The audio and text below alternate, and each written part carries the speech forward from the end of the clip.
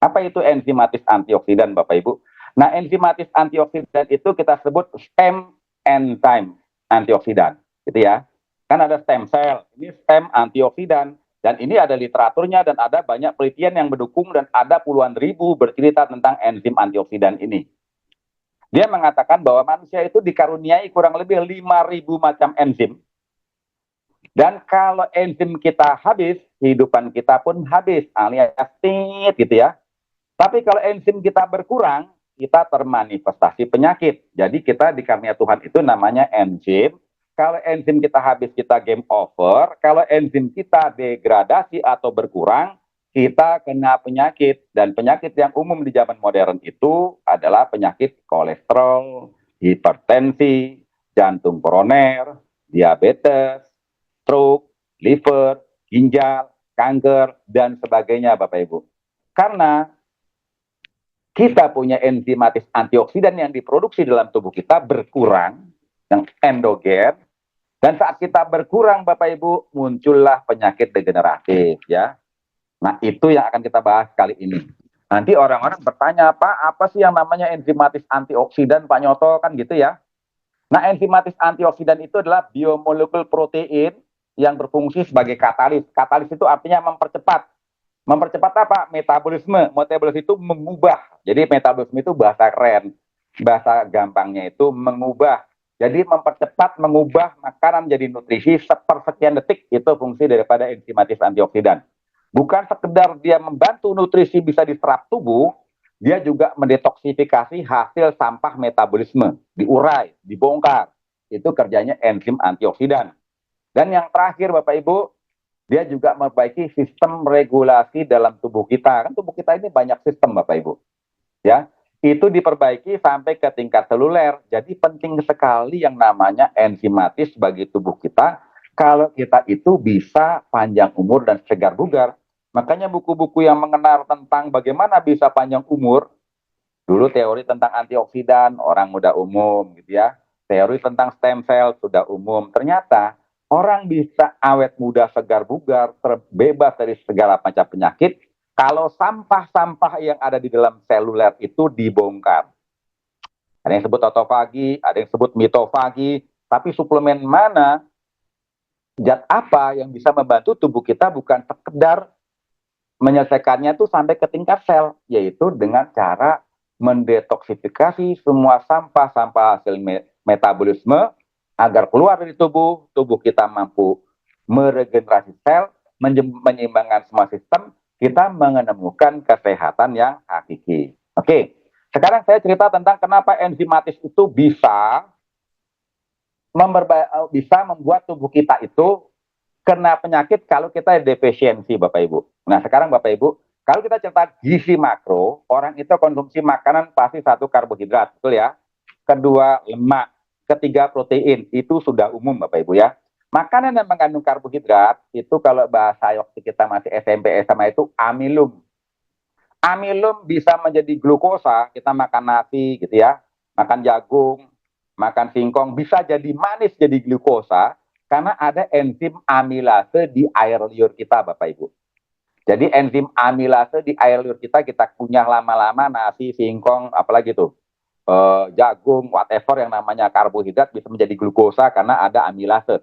Sepersekian detik jadi glukosa karena ada amilase. Nah, masalahnya adalah kalau kekuatan amilase dari air liur kita sudah berkurang, ini akan defisit amilase. Penyebabnya apa, Ibu? Ada yang orang kelemahannya di kulit, gampang bisulan, gampang psoriasis, gampang dermatitis atopik, ya. Tapi ada orang yang lemahnya di paru-paru. Jadi pas udah mulai menua, amilasenya berkurang, dia bolak-balik asma, infeksi saluran pernapasan atas, PPOK, ya. Tapi ada orang lagi bukan sekedar di paru-paru, ada yang masalahnya lambungnya lemah, dia karena mah, dispepsia, gastroesophageal reflux atau GERD, bisa irritable bowel syndrome, bisa leaky gut syndrome, semua masalah pencernaan hanya karena enzim amilasenya defisit. Saya baru cerita satu saja enzim yang ada 5.000 macam enzim dalam tubuh kita, Bapak Ibu. Nah sekarang, Kita konsumsi makanan yang enak-enak, yang goreng-gorengan, yang berlemak, ya kan? Biasanya makanan yang enak itu pasti ada lemaknya, ada minyaknya. Nah, kalau seandainya minyak dalam lambung kita konsumsi masuk dalam lambung, itu biasanya nggak langsung ke usus halus, langsung diserap itu ke darah. Di darah itu lemak itu harus dipecah sama enzim lipase fosfatase jadi lemak baik menjadi gliserol. Nah, karena kita butuh lemak untuk apa? Untuk membran sel, untuk membentuk hormon, untuk cadangan energi. Yang pecah siapa? Lipase fosfatase. Tapi kalau tidak dipecah, dia malah melapisi sel. Kalau sel dilapisi oleh minyak-minyakan dan lemak-lemakan, sel kita jadi resistensi insulin. Insulin fungsinya membawa gula dari makanan yang kita makan, dimasukkan ke dalam sel, dia menolak karena tertutup oleh lemak yang sudah tidak bisa diolah. Nah, penyakit diabetes yang paling rumit diatasi adalah diabetes tipe 2 alias resistensi insulin. Karena faktornya apa? Karena lipase fosfatase kita sudah habis, Bapak Ibu. Akibatnya orangnya defisit lipase fosfatase di dalam tubuh kita, itu biasanya penyakitnya obesitas, diabetes, sakit jantung, vertigo, kolesterol tinggi, trigliserida tinggi, hanya karena kita punya lipase fosfatasenya sudah mau habis. Kita konsumsi makanan yang mengandung daging-dagingan, ya, namanya protein, baik yang nabati seperti dari kedelai atau dari hewani, ya, daging ikan, daging unggas, dari daging hewan berkaki 4, apapun itu. Oleh tubuh itu daging mesti dikunyah yang lama, ya Bapak Ibu, di mulut masuk ke dalam lambung, dengan asam lambung dihancurkan jadi bubur lemak, itu mesti menjadi dipecah menjadi asam amino oleh enzim protease. Nah, kalau enzim protease kita sudah rendah, sudah drop, Bapak Ibu, kan tidak bisa jadi asam amino. Padahal asam amino itulah yang fungsinya untuk memperbaharui sel-sel dalam tubuh. Semua sel dalam tubuh Anda, sampai tulang, sampai darah, apapun itu dari asam amino terbentuknya. Nah, kalau enzim proteasenya sudah tidak ada, tidak bisa menjadi asam amino yang bagus, tidak bisa membentuk sel, ya otomatis penuaan dini. Tubuh kita tidak bisa membentuk stem cell. Tubuh kita nggak bisa mereparasi sel-sel yang sudah rusak. Bahkan hasil dari metabolisme protein itu sangat toksik, kalau nggak dibuang, itu memperberat fungsi imunitas kita, bahkan bisa menjadi penyakit autoimun ataupun cancer, Bapak Ibu, keracunan usus dan sebagainya. Itu kita hanya cerita 3 macam enzim dari 5.000 macam enzim yang ada dalam tubuh, Bapak Ibu. Nah, selain tubuh kita itu fungsinya adalah membantu penyerapan nutrisi seperti genetik untuk tubuh kita, fungsi enzimatis antioksidan yang paling penting apa? Menjaga tubuh kita dari kerusakan akibat radikal bebas, Bapak Ibu. Nah, seperti apakah fungsi enzimatis yang sangat luar biasa dalam tubuh kita, Bapak Ibu? Nah, Bapak Ibu kalau jalan-jalan misalnya ke Thailand, ke Bangkok gitu ya, tiba-tiba ada pawang ular yang bermain dengan ular kobra, dia cium kepalanya, berani-berani aja dia, tiba-tiba nggak sengaja dia kepatuk oleh ular kobra. Kalau orang biasa pasti mati, Bapak Ibu. Kalau pawang itu kenapa nggak mati? Karena dia sudah kena patuk berkali-kali sampai tubuhnya bisa menciptakan enzim untuk netralisir racun ular kobra. Itu salah satu contoh. Contoh lagi, teman saya itu bisa konsumsi alkohol 1 kerat tidak mabuk, karena dari kecil udah biasa minum minuman yang beralkohol, sehingga pas udah usia lanjut pun dia minum alkohol, tubuhnya mampu netralisir alkohol karena enzimatisnya mampu mengurai alkohol menjadi netral. Tapi dia kan jangka panjangnya yang lama sampai tubuh kita mampu mensintesa, itu kita ajarkan. Nah, itu berarti enzimatis kita punya kekuatan membongkar racun.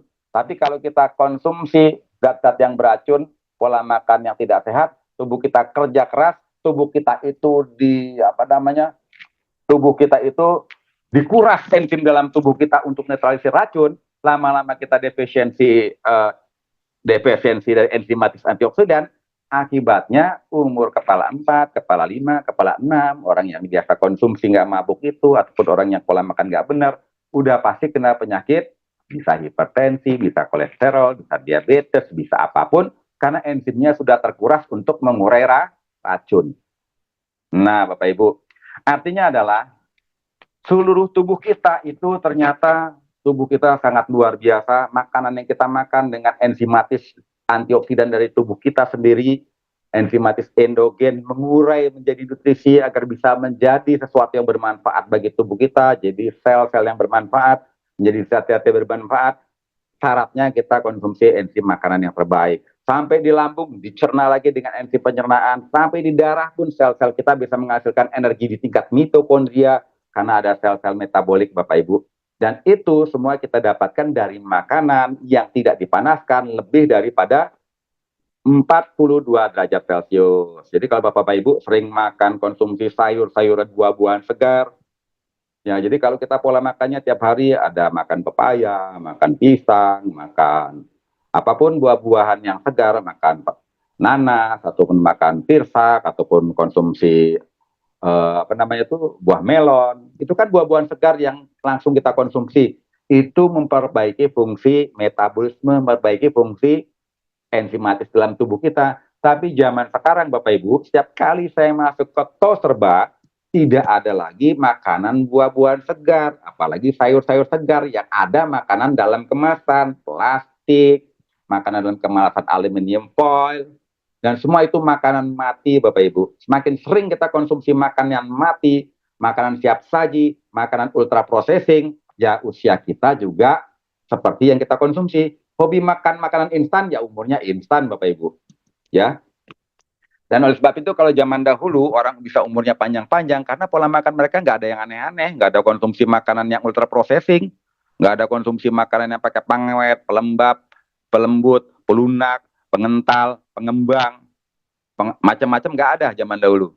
Dan konsumsinya kebanyakan makanan yang diproses satu kali. Makan singkongnya sekali rebus makan, makan ubi sekali rebus makan. Kalau sekarang singkong kalau bisa direbus, digoreng dibakar, ditambahin apa namanya segala macam zat aditif, dibakar lagi baru kita konsumsi. Udah berkali-kali mati Bapak Ibu. Dan tubuh kita menjadikan nutrisi dalam tubuh udah kerja keras Bapak Ibu. Akibatnya orang zaman sekarang itu termanifestasi penyakit Bapak Ibu. Dan ditambah lagi zaman modern itu berbeda dengan zaman dahulu Bapak Ibu. Karena sayur-sayur, buah-buahan yang kita makan pun kadar nutrisinya berbeda jauh dengan yang zaman dahulu. Ini kita penelitian di Jepang Bapak Ibu. Di Jepang itu ada 100 gram bayam di Jepang tahun 1950, kadar per 100 gram bayam di Jepang itu 150 miligram. Tapi tahun 2000, 100 gram bayam itu kadar vitamin C-nya cuma 35 miligram.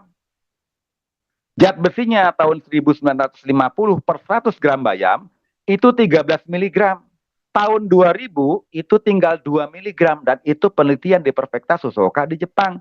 Jadi kalau zaman dulu saya minum konsumsi bayam 100 gram, nutrisinya padat. Kalau sekarang butuh 700 gram, butuh 1 kilo untuk mendandingi nutrisi tahun 1950 hanya 100 gram. Oleh sebab itu, zaman modern banyak orang terkena penyakit yang disebut the hidden hunger. Secara fisik kita tidak lapar, tapi di tingkat seluler kita lapar karena yang kita konsumsi makanan hampa Bapak Ibu. Akibatnya dari situlah muncul beragam penyakit degeneratif, muncul penuaan dini, muncul beragam kanker, dan penyakit stroke itu jadi penyakit yang umum Bapak-Bapak Ibu. Nah, jadi Bapak Ibu, jikalau kita sudah punya masalah defisiensi enzim, kita sudah punya masalah penyakit degeneratif, apalagi sudah kena masalah penyakit autoimun, apalagi yang sudah punya masalah dengan penyakit kanker, Bapak Ibu, pembuluh darahnya plaknya di mana-mana. Dokter bilang udah mesti pasang ringnya bukan 1, kalau bisa pasang ringnya 5, besok tambah lagi 7, tambah 9. Ring itu paling bagus di tangan Bapak Ibu, bukan di jantung, karena di jantung nggak kelihatan gitu ya. Lama-lama itu tidak memperbaiki fungsi tubuh kita dan kesehatan kita, fungsi badan kita pun menjadi melemah. Itulah yang saya sebut the journey of suffering. Kolesterol tinggi, hipertensi tinggi, jantung koroner, stroke, diabetes, obesitas, asam urat, rematik, lama-lama di era modern menjadi penyakit umum. Jadi kalau zaman sekarang ini kepala 5 nggak kena asam urat, orang bingung, kok bisa sih kepala 5 nggak kena asam urat? Kok bisa sih kepala 5 nggak ada gula? Karena pola hidup dan pola makan zaman modern itu menyebabkan kita terjebak dengan penyakit metabolic disorder, penyakit degeneratif. Nah, oleh sebab itu, tadi saya sudah memberi gambaran sekilas tentang bagaimana kalau kita terkena masalah penyakit, hanya mengandalkan obat medis, tadi satu macam obat, lama-lama 50 macam obat. Nah, Bapak Ibu, bukan artinya saya itu anti obat-obatan. Saya hanya berusaha agar Bapak Ibu itu memperbaiki kesehatan tubuh kita dengan tidak hanya bergantung sama obat medis, tapi juga bergantung kepada nutrisi Bapak Ibu. Nah, kalau kita lihat di Jepang, itu teknologi yang berkembang itu adalah teknologi nutrisi. Namanya nutraceutical. Kalau di barat itu namanya industri farmasi, disebut farmaseutical gitu ya. Nah, kenyataannya harapan hidup orang Jepang itu terbaik Bapak Ibu. Angka harapan hidup orang Jepang itu nomor satu Bapak Ibu. Rata-rata usianya panjang-panjang. Ya, berikutnya bisa orang Amerika, orang Swiss, orang Itali, harapan hidupnya tinggi-tinggi. Tapi nomor satu itu Jepang. Kenapa bisa mereka harapan hidupnya nomor satu? Ya, karena mereka peduli dengan apa yang mereka makan dan nutrisi apa yang mereka konsumsi. Tidak hanya mengandalkan medis. Nah, Bapak Ibu tahu kira-kira Indonesia ini angka harapan hidupnya nomor urut berapa? Saya kasih bocoran ya. Dari 227 negara, Indonesia itu nomor 187. Keren ya. Dan angka harapan hidupnya hanya di usia 74 tahun. Nah, kalau masyarakat Jepang umur 74 tahun dianggap masih muda. Di sini udah tua Bapak Ibu. Nah, oleh sebab itulah kenapa harus ada True Life Bapak Ibu ya. Nah, ini saya langsung aja tentang penyakit akibat defisiensi enzim yang paling sering itu, yang umum itu banyak beredar itu, banyak orang kena penyakit silent killer. Silent itu senyap, killer itu pembunuh. Pembunuh dalam senyap itu adalah diantaranya sakit hipertensi, sakit jantung koroner gitu ya. Karena ciri-ciri orang hipertensi, kulit bibirnya kebiruan, tengkuk lehernya itu gampang pegel, tidak nyaman, dadanya bisa berdebar, detak jantungnya bisa cepat, napasnya pendek, gampang capek, gampang lelah, gampang kembung, gampang mual, dikit-dikit sakit kepala, dari yang ringan sampai yang berat, gampang batuk, kaki pergelangannya juga kadang-kadang bengkak atau odema, kadang-kadang telinganya berdenging, apa tuh namanya, tinnitus gitu ya, biasanya ciri-ciri hipertensi ada yang tinnitus, dan sistolik dan diastoliknya di atas 90 per 140 Bapak Ibu. Dan itu nanti bisa memicu ke penyakit apa Bapak Ibu? Kalau hipertensi tinggi, jantung dan ginjal. Jadi kalau udah kena penyakit jantung, cemas ya, dadanya udah sering nyeri-nyeri kayak ketusuk-tusuk gitu ya. Kadang hilang, besok muncul lagi. Nah, inilah penyakit jantung itu kalau udah nyeri-nyeri, berapa menit kemudian hilang, mungkin seminggu datang lagi. Padahal itu udah menunjukkan ada penyumbatan di koroner gitu ya. Lalu tiba-tiba batuk berat, hilang ya. Tiba-tiba gampang pusing atau limbung atau gampang capek ya. Kakinya gampang udem. Nah, ini hati-hati. Itu biasanya ciri-ciri penyakit jantung. Ataupun dia punya irama jantungnya palpitasi tidak berirama ya. Kan jantung itu kalau tak tak tak, jadi kadang-kadang cepat tak tak tak tak tak tak tak tak ya, orang habis berlari habis itu lambat gitu ya. Itu ciri-ciri penyakit jantung. Napas pendek, keluar keringat dingin, berkeringat. Nah, hati-hati Bapak Ibu, itu masalahnya di jantung ya. Dan yang paling berat lagi Bapak Ibu, the mother of disease adalah penyakit diabetes Bapak Ibu. Karena penyakit diabetes semakin tinggi kadar gula darah kita Bapak Ibu, darah kita makin kental. Bapak Ibu bisa contohkan, ambil gelas, masukkan gula ke dalam gelas, 1 sendok, 2 sendok, semakin banyak gula kita sendokkan, kita aduk, airnya makin kental. Bayangkan darah kita semakin banyak gula, darah kita makin kental. Nah, jikalau darah kita makin kental, fungsi jantung pompa darah makin berat. Nanti lama-lama jantung kita bengkak karena dia ikut memompa darah yang demikian kental. Lama-lama jantung kita ikut bodybuilding kayak aderai, jadi dia membesar ototnya, katupnya tidak tepat dudukannya, disebut bocor jantung atau jantung bengkak akibat dari gula darahnya tinggi ya. Nah, begitu kita kena luka, kok nggak bisa sembuh-sembuh karena sel darah merah yang fungsinya sebagai keping darah menutupi luka karena darah kita kental Bapak Ibu, jadi lukanya susah sembuh ya. Yang namanya sifat dari gula itu kan sangat acidic. Kita punya gelas banyak gulanya, kita sirami ke tembok berkali-kali, tembok kita gampang rontok. Kenapa? Karena sifatnya asam. Bayangkan pembuluh darah kita kena zat asam dari kadar gula darah tinggi, lama-lama pembuluh darah kita itu rusak, ditutup sama LDL, makin banyak penumpukan, akibatnya kita terjadi penyakit apa? Aterosklerosis, penyempitan pembuluh darah di beragam tempat, hanya gara-gara gula darah kita tidak bisa terkontrol, Bapak Ibu. Dan ciri-cirinya kalau udah sakit diabetes itu biasanya gampang capek, malam nggak bisa tidur, gampang berkemih, gampang lapar. Kalau laki-laki impotensi, kalau wanita itu vaginistis atau keputihan, tadinya berat badannya tinggi, lama berat badannya gemuk, kok tiba-tiba bisa kurus. Karena pada saat tubuh kita tidak mampu lagi mengolah gula menjadi energi, ini diabetes tipe 2 ya, lemak yang dibakar menjadi energi. Lemak dibakar menjadi energi, zat sisanya adalah badan keton. Badan keton itu disebut asidosis kalau kelebihan atau keracunan zat keton ya. Akibatnya kita kena the mother of disease. Biasanya orang yang kena penyakit diabetes larinya ke ginjal, larinya ke jantung, larinya ke butaan, larinya ke impotensi dan sebagainya, Bapak Ibu. Dan yang tadi saya ceritakan sekilas tentang the circle of konsumsi minuman obat, semakin lama dosisnya satu obat, satu macam obat, lama-lama 17 macam obat, lama-lama 50 macam obat, lama-lama dialisis atau cuci darah, gitu ya. Bukan berarti saya anti obat. Kalau bisa kita seandainya punya masalah kesehatan akibat dari kerusakan sistem metabolis, ya kita mengurangi obat-obatan, kita cari solusinya dengan pola hidup sehat, gaya hidup sehat, konsumsi nutrisi yang luar biasa, Bapak Ibu. Oke.